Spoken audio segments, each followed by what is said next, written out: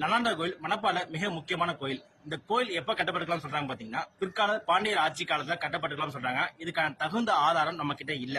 ஆனா இப்ப இருக்க கோயில் வடிவமைப்பு பாத்தீங்கன்னா நாயக்கர் ஆட்சி காலத்துல கொண்டு வரப்பட்டது.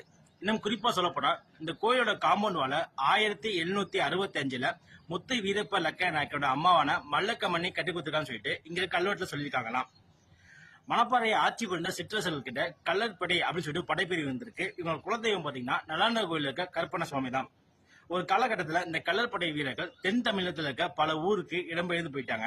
இன்னமும் இவங்களோட வாரிசுகள் தங்களோட குலதெய்வமான கருப்பண சுவாமியை கும்பிடும் போது வடக்கு திசை நோக்கி தான் கும்பிடுவாங்களாம். ஏன்னா வடக்கு பக்கம் மணப்பாறையில அவங்க குலதெய்வம் இருக்கனால வடக்கு திசை நோக்கி தான் கும்பிடுவாங்களாம். இந்த ஹாலோக்ரான் அப்படிங்கிற புக்கு என்ன சொல்லிருக்காங்கன்னா, 200 வருஷத்துக்கு முன்னாடி நிறைய மக்கள் மணப்பாறையில இருந்து புதுக்கோட்டை சமஸ்தானத்துக்கு கட்டுப்பட்ட கரம்பக்குடி, வடவாளம், நெய்வேலி போன்ற ஊருக்கு இடம்பெயர்ந்து போயிருக்காங்க. அவங்களோட குலதெய்வம் பாத்தீங்கன்னா நம்ம நலாண்டா கோயில் தான்.